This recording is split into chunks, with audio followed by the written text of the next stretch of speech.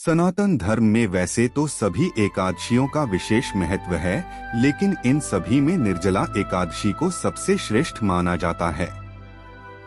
धार्मिक मान्यताओं के अनुसार निर्जला एकादशी का व्रत करने से भक्तजनों को वर्ष भर की सभी एकादशियों के बराबर पुण्य फल की प्राप्ति होती है। निर्जला एकादशी का व्रत सभी एकादशियों में सबसे कठिन माना जाता है, क्योंकि द्वादशी तिथि तक पानी की एक बूंद भी ग्रहण नहीं की जाती, इसलिए इस तिथि को निर्जला एकादशी के नाम से जाना जाता है।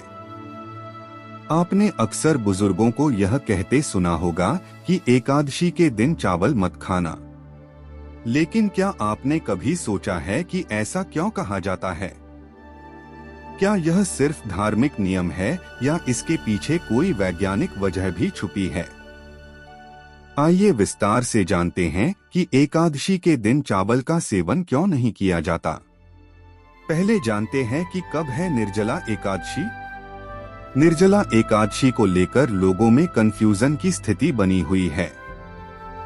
कुछ लोग 6 जून को एकादशी की तिथि बता रहे हैं, तो कुछ 7 जून को डोट। इस साल हरिवासर की वजह से 2 दिन निर्जला एकादशी का व्रत किया जाएगा। गृहस्थ लोग निर्जला एकादशी व्रत 6 जून को करेंगे, बल्कि साधु संत 7 जून को एकादशी का व्रत करेंगे। वहीं जो लोग 6 जून का व्रत करेंगे वे 7 जून को पारण करेंगे। वहीं जो साधु संत 7 जून को व्रत करेंगे वे 8 जून को एकादशी का पारण करेंगे और तभी पानी का सेवन भी करेंगे। आज हम जानेंगे कि एकादशी पर चावल न खाने की परंपरा कहां से शुरू हुई, इसके पीछे कौन सी मान्यताएं हैं और क्या यह स्वास्थ्य से भी जुड़ा कोई संकेत देता है। आइए जानते हैं कि चावल न खाने की पौराणिक मान्यता क्या है।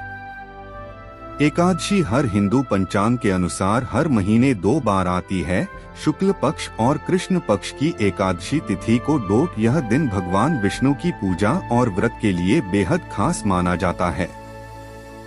निर्जला एकादशी का व्रत करने से सभी पापों के नाश होता है और व्रत के शुभ प्रभाव से आत्मशुद्धि भी होती है।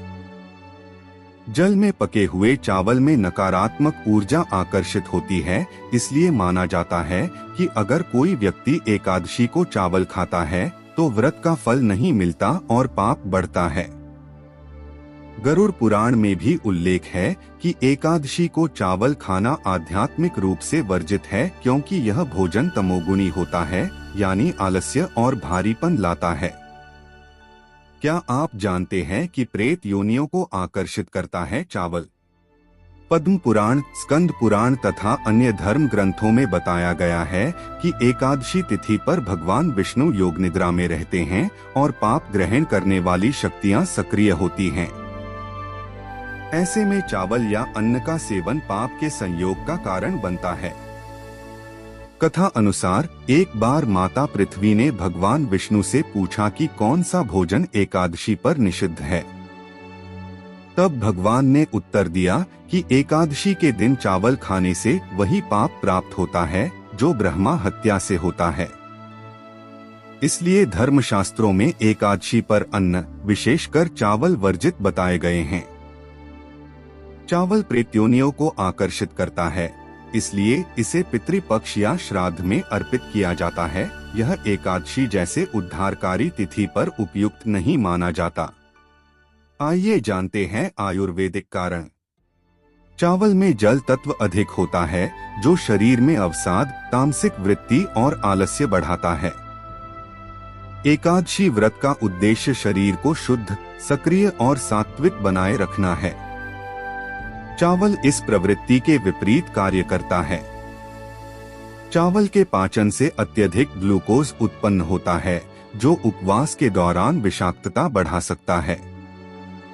बरसात के मौसम में या मौसम परिवर्तन के समय जब एकादशी अधिक आती है, चावल आसानी से संक्रमित हो सकते हैं, जिससे गैस, अपच और सर्दी जुकाम जैसी समस्याएं हो सकती हैं।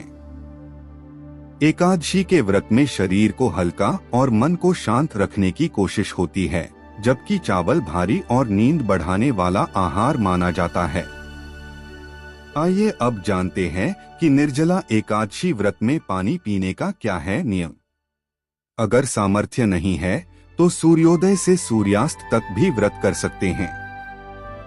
अगर आप पानी के बिना नहीं रह सकते हैं तो दशमी की रात तड़के 3 से 4 बजे तक पानी पी सकते हैं, लेकिन सूर्योदय होने के बाद पानी नहीं पी सकते हैं।